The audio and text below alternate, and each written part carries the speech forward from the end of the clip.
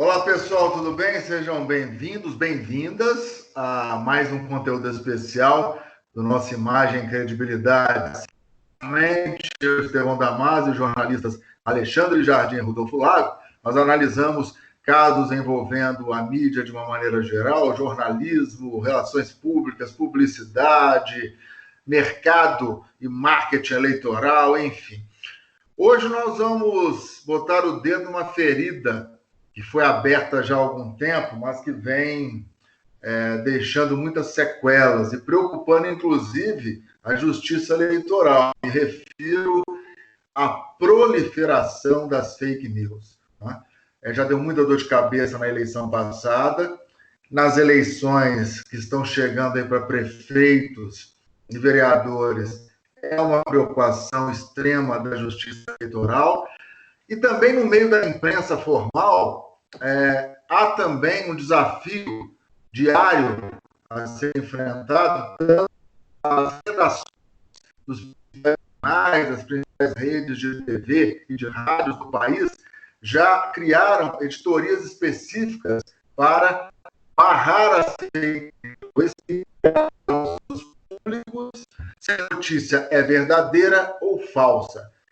E mais um ingrediente pode ser inserido nesse nosso bate-papo de hoje, que é o fato de que, a partir de agora, com uma experiência iniciada nos Estados Unidos, que está começando no Brasil, a ideia é fazer com que produtores e donos de sites que veiculam fake news comecem a sentir no próprio bolso. Será que o anunciante tem ideia de onde o seu anúncio está sendo veiculado? Nossa discussão vai por aí. Rodolfo Lago, Alexandre Jardim, sejam muito bem-vindos. Oba, e aí, Estevão, tudo bem? Obrigado aí pela audiência dos nossos ouvintes, nossos telespectadores. É um prazer sempre estar aqui com vocês. Bom dia, Estevão. Bom dia, Rodolfo. Estamos aqui para tentar contribuir com um pouco do que a gente sabe, para quem muito quer aprender. Sleeping Giants é um nome que chama a atenção. Rodolfo estudou um pouquinho desse caso. Que história é essa que está começando aqui no nosso país também? Dormir? Os gigantes estão dormindo? Os gigantes da publicidade ainda estão dormindo? É isso aí, Estevão, isso aí, Alexandre, isso aí, nossos amigos. Esse admirável mundo novo que a gente vai vivendo e a gente precisa ter atenção para ele, né?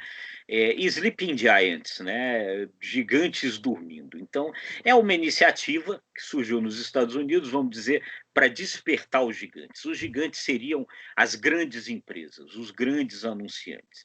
Quer dizer, o que acontece? Hoje a gente está vivendo num mundo diferente, um mundo muito novo, aonde você tem todo um processo que ele vai ficando meio automático. Na verdade, são as máquinas que vão ali determinando por uma série de fatores, os famosos algoritmos, né, onde que as empresas vão colocar os seus anúncios. E isso daí é muito relacionado com a questão da audiência, né? Então, o que se começou a verificar? Nesse processo aí, aonde você só estava levando em conta a audiência, as empresas estavam sendo orientadas a anunciar os seus produtos em sites que são veiculadores de fake news. E muitas vezes elas nem sabem que aquele anúncio lá, daquela montadora de automóvel, daquele grande banco, né, daquela empresa que precisa ali, que zela pela sua imagem, está botando dinheiro num site que, na verdade, é disseminador de fake news. Então, criou-se primeiro nos Estados Unidos essa iniciativa chamada Sleeping Giants para chegar para esses gigantes que estão dormindo, cutucar o gigante lá para ver se o gigante acorda. Ô, gigante, você está botando sua grana em site que veicula fake news. Presta atenção. E isso aí fez com que esses gigantes, esses grandes anunciantes, muitas vezes, em muitos casos lá nos Estados Unidos, tirassem o dinheiro desses sites. E aí agora, então, surgiu o Sleeping Giants Brasil. O Sleeping Giants Brasil é a mesma coisa, criar aqui no Brasil um site para mostrar quais são as grandes empresas que estão anunciando em sites que propagam que disseminam fake news. E aí, com isso, amigos, esse Sleeping Giants Brasil parece que já despertou 7 gigantes brasileiros que se mexeram para tirar os seus anúncios de sites disseminadores de fake news. Agora, o curioso é que um desses gigantes aí primeiro tirou e depois, né, foi instado por uma figura conhecida nossa, depois a gente fala um pouquinho mais aí sobre quem é essa figura, a botar de volta, né, infelizmente. Não é isso, Alexandre? Daqui a pouquinho nós vamos analisar esse caso envolvendo um gigante do mercado financeiro aqui do Brasil. Alexandre Jardim, essa tese de que o anunciante não deve colocar, não deve veicular, né, a publicidade dele, levando em consideração apenas a audiência, porque essa audiência pode ser mascarada, essa audiência também pode ser fake, mas levando em consideração principalmente o conteúdo, a credibilidade, é o melhor caminho, Alexandre? É o melhor caminho, sempre foi o melhor caminho. A coisa mudou porque, infelizmente, o mercado não está se atentando justamente a essa questão da credibilidade. O mercado publicitário, ele sempre teve no passado, pelo menos até o passado recente, a preocupação de levar para os seus clientes, porque as agências têm dentro dela clientes importantes, como esses gigantes que vocês acabaram de mencionar, e o que ela faz? Ao ela levar um veículo determinado para que se coloque aquela marca naquele veículo, e obviamente aquela marca vai custar muito dinheiro para entrar naquele veículo, ela vincula duas coisas, a marca e a credibilidade do veículo. Só que dos tempos para cá, as pessoas esqueceram a questão da credibilidade e começaram só a pensar, mas tem muita gente vendo. Não interessa mais se você está vinculado a uma marca que tem anos de credibilidade, que leva uma informação séria, que tem respaldo da população. Não. Interessa o seguinte, essa marca aqui, você quer colocar anúncio nela, mas ela só é vista por 1 milhão de pessoas. Já essa outra é vista por 20 milhões. Só que muitas vezes, como vocês disseram, esses 20 milhões, inclusive, não são pessoas verdadeiras. Muitas vezes, os próprios 20 milhões são robôs, são audiências falsas, ou montadas, ou fabricadas. Portanto, é muito preocupante o que está acontecendo, principalmente para gigantes. Porque quando ela atrela o nome dela ou a marca dela, construída há décadas, às vezes até um século de existência, como esse exemplo que vocês vão falar mais à frente, e vincula a um site, ou um jornal, ou enfim, um programa, só porque ele tem grande audiência, muitas vezes está vinculando uma marca centenária a uma outra que não tem nenhum respeito à população. E às vezes ela nem existe de verdade, porque aquele número que ela apresenta nem é de pessoas, e sim de robôs na era digital. Então é muito triste, mas é importante que a gente coloque esse assunto para que o estudante de jornalismo, o estudante de publicidade, enfim, o profissional de comunicação entenda que na hora dele indicar a quem o seu cliente vai colocar a sua marca, que antes ele veja se essa marca tem de fato credibilidade e não somente a audiência. Isso é muito interessante, né, Rodolfo? Analisando o caso envolvendo, agora se nós vamos destacar, o caso do Banco do Brasil, que é um dos clientes mais acessados e desejados pelo mercado publicitário, visto que sempre conta com cifras milionárias destinadas no orçamento da instituição para publicidade e propaganda. E com a chegada do Sleeping Giants Brasil, veio à tona que o Banco do Brasil está veiculando, né, uma publicidade, um site que trabalha com fake news. Só que aí um dos filhos do presidente Bolsonaro, o Carlos Bolsonaro, interveio, parece que deu um puxão de orelha no presidente do Banco do Brasil, e o anúncio que tinha sido retirado voltou, Rodolfo. É uma loucura isso, né? Então você vê aí quais são a gama de interesses, né, complicados que existe por trás dessa coisa, né? Até porque é isso, quer dizer, esses sites de fake news, eles têm sido usados na produção do debate político, né? Desvirtuando esse debate político, e isso que é muito perigoso, porque como é que a coisa funciona, né? Você tem duas figuras que esses grupos aí que disseminadores de notícias falsas aí que querem trabalhar para conduzir a discussão política para determinado objetivo trabalham, que são o que eles chamam de bots, que vem de robots, né?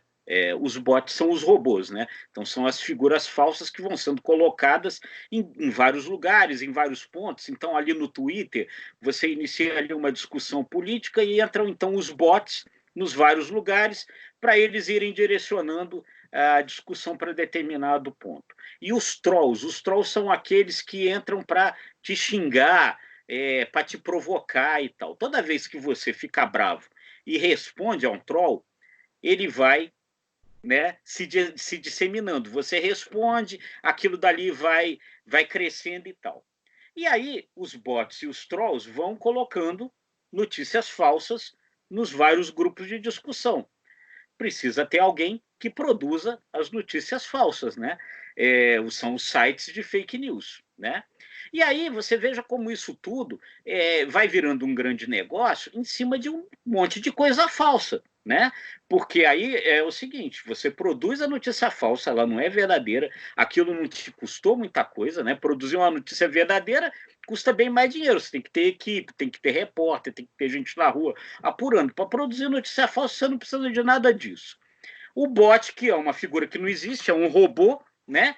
Ele vai ali jogando aquilo dali e ele vai, então, aumentando o teu número de audiência. Automaticamente, isso daí faz com que aquele site ele ganhe uma dimensão. Aí, automaticamente, se recomenda para a empresa que anuncie naquele site. O cara ganha um dinheirão sem ter gasto nada, né? E o objetivo político de quem está querendo disseminar uma notícia falsa, ele alcança êxito, né?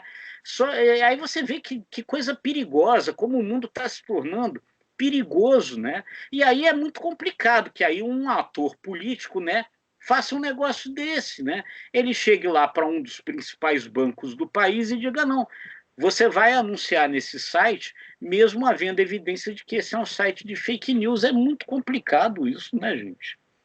Super. O papo é muito bom, nós já estamos indo para o finalmente, mas Alexandre Jardim é interessante, porque aí nessa discussão nós temos que separar o público do privado.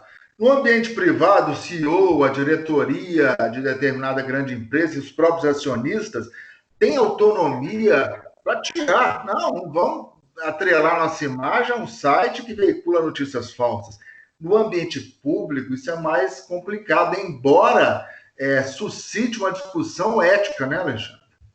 Não tenha dúvida que é uma discussão ética, sendo no público ou no privado. Agora, é importante também, para deixar aqui a curiosidade satisfeita de quem nos escuta, quem nos segue, é que este anunciante Banco do Brasil foi colocado num outro veículo chamado Jornal da Cidade Online. Esse é o famoso veículo que causou essa celeuma e que fez com que o Banco do Brasil, Estevão, como você disse, acabasse retrocedendo numa decisão que, se fosse numa empresa privada, não aconteceria. Você está corretíssimo no que você colocou, porque uma empresa que tem capital privado, ela tem interesses que foram construídos com trabalho, às vezes, de várias gerações.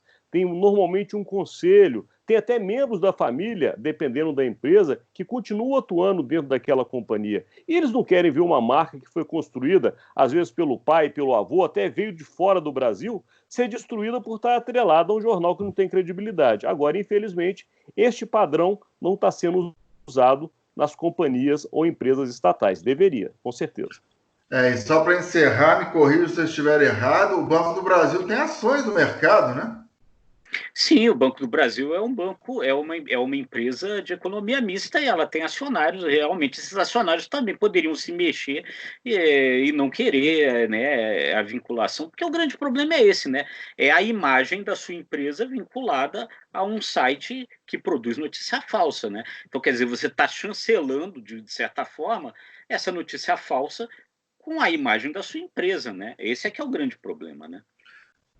Meus amigos, vamos continuar atentos a assuntos tão polêmicos quanto este, porque eles enriquecem a discussão. Nós agradecemos a você e o convidamos a sempre acessar. Toda semana tem um assunto novo, o conteúdo especial do Imagem e Credibilidade. Acessem nossas redes, mandem, né, sugestões de pauta, de temas que você quer ver aqui nesse espaço. Rodolfo Lago, Alexandre Jardim, obrigado por mais essas participações dos senhores. Até a semana que vem. Até a semana que vem, então. Obrigado a todos aí pela audiência. Obrigado, Rodolfo. Um abraço a todos. Um abraço, gente. Acesse nossas redes, Imagem e Credibilidade. Tchau.